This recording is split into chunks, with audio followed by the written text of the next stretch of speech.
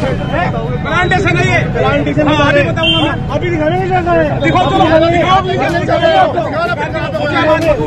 दोस्तों, भारत में नफरत की सियासत अपनी बुलंदियों पर है।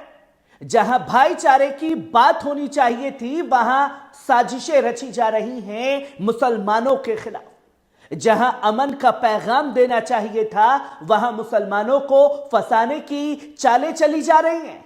और यह साजिश आखिरकार कौन कर रहा है?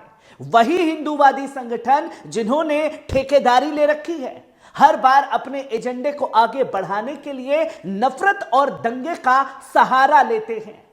अब देखिए सहारनपुर का यह मामला, जहां हिंदू योद्धा परिवार नाम के संगठन का संस्थापक और बीजेपी नेता चौधरी विश सिंह कंबोज ने होली से पहले एक दंगा भड़काने की पूरी तैयारी कर ली थी। हाईवे पर अचानक 4 गायों के कटे हुए सर रख दिए गए, हजारों की भीड़ इकट्ठा करवाई गई, मुसलमानों के खिलाफ जहर उगलवाया गया, मुसलमानों को फंसाने और सांप्रदायिक दंगा भड़काने की कोशिश की गई। लेकिन वो कहते हैं ना कि सच को कोई दबा नहीं सकता। सलाम है, इंस्पेक्टर नरेंद्र शर्मा ने इस साजिश को बेनकाब कर दिया और वो खेल जो एक बड़े फसाद की शक्ल ले सकता था, उसे रोक लिया गया। अब पहले इस वीडियो पर देखिए, फिर मैं आपको इस पूरी साजिश के बारे में बताऊंगा। गुंडागर्दी आप कर रहे हो, सुनो, गुंडागर्दी कर रहे हो, गुंडागर्दी आप कर रहे हो, आप रोड जाम करने का, रोड का इलाके में कुछ नहीं हुआ, रोड का इलाके में रोड जाम करने का, इलाके में कुछ नहीं हुआ, हमें धमका रहे हैं, रोड जाम करने का लाइसेंस हमारी बात है, क्या लाइसेंस हो गया, प्लांटेशन नहीं चलेगा, आप करोगे, आप करोगे, आपके क्षेत्र में आपकी जात के प्लांटेशन है ये, प्लांटेशन अभी बताऊंगा मैं, अभी दिखो चलो, बोलना ऊंची आवाज मेरे से शांत होकर आप भी ऊंची वाली मत करो। अरे सुनो बात को, आप बता दो क्या,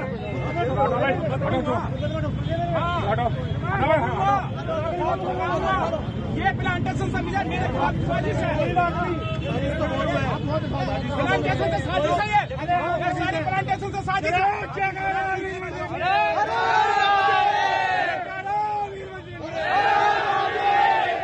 आपने वीडियो देखा, अब इस साजिश को समझने की कोशिश करिए मेरे सरिए। जिस इंसान के नाम में ही विष यानी जहर हो, वो समाज में अमन और भाईचारे का जहर क्यों ना घोले? चौधरी विश सिंह कंबोज एक बीजेपी नेता और हिंदू योद्धा परिवार का संस्थापक, जो जगह जगह इसी तरीके से काम करता है। अब इस महाशय ने पैसे लेकर झूठी घटनाएं रचना शुरू कर दिया, मुसलमानों को फंसाने के लिए साजिशें तैयार कर दी, सांप्रदायिक दंगा भड़काने के लिए, हिंदुओं को उकसाने के लिए। और इस बार यह साजिश कितनी खतरनाक थी कि 4 गायों के कटे हुए सर हाईवे पर फेंक दिए गए और फिर हजारों लोगों को जुटाकर एक पेड प्रोटेस्ट करके करवाया गया, विरोध तैयार किया गया। मगर सलाम है, इंस्पेक्टर नरेंद्र शर्मा इस साजिश को समझ गए, जो इससे भिड़ते हुए हाईवे पर नजर आए। उन्होंने घटना स्थल पर पहुंचकर पूरी जांच की। गाय के कटे सर पुराने थे, यानी किसी ने सोची समझी चाल के तहत वहां रखे थे। कंबोज को उठाया गया और जब पूछताछ की गई, उसकी मरम्मत की गई थाने में ले जाकर के, तो सच सामने आ गया।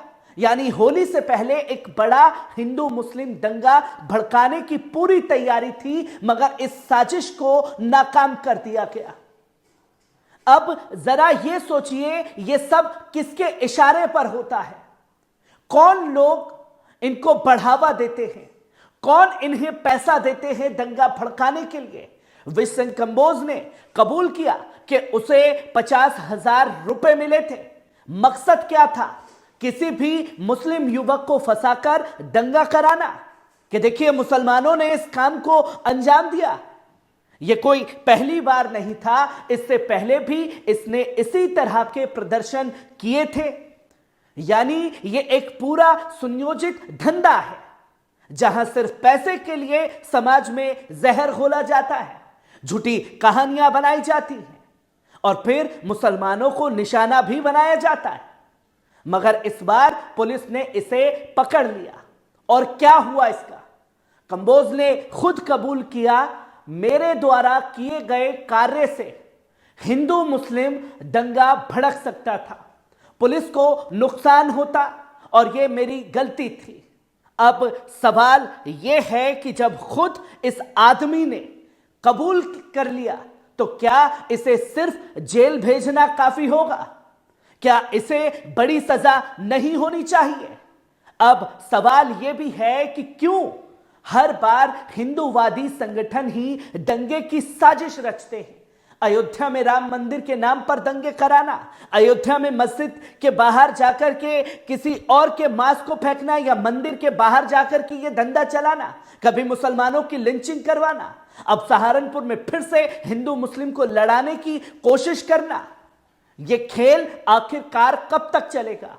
और सबसे बड़ा सवाल ये, बीजेपी कब तक ऐसे दंगाई नेताओं को बचाएगी और कैसे अपनी पार्टी में इन्हें जोड़ करके बड़े पद पर बैठाएगी? क्यों हर बार मुसलमानों को ही निशाना बनाया जाता है?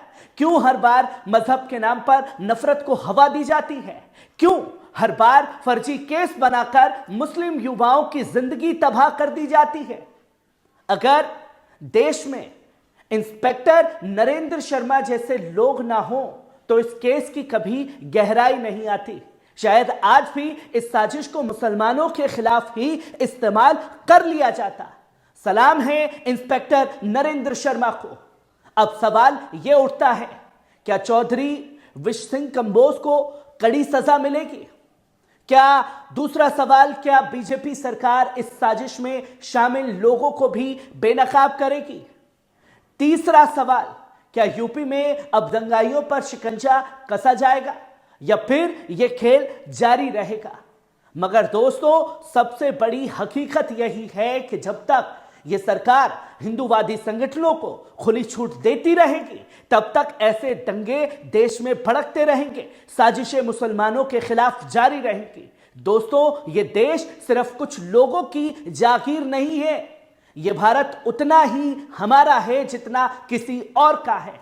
अगर हमें झूठे इल्जामों में फंसाया जाएगा, अगर हमारे खिलाफ देश में साजिशें रची जाएंगी, अगर हमारे मजहब को बदनाम किया जाएगा, तो फिर तमाम तरीके से कानून के दायरे में रह करके काम को अंजाम भी दिया जाएगा।